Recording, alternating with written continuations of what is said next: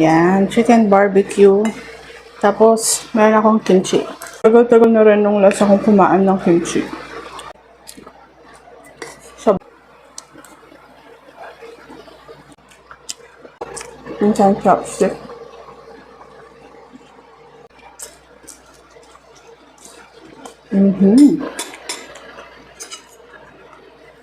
Sarap. Sarap ng kimchi. Nakakaalis siya ng umay. Tapos parang nakakagana lalong kumain. Iniisip ko kanina, kapag kumakain na ako, mag-story time ako sa inyo. Yung nangyayari kanina sa school ni Baste at ni Jello. Kaso feeling ko, hindi ko ito makukwento sa inyo guys kasi ang sarap ng kain ko.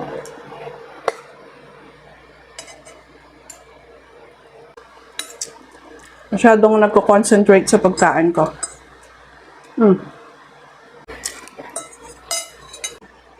Sarap. Isang tab na yon, sasaglitin niya lang yon. Tapos laging gusto niya nun yung kimchi fried rice. Yan.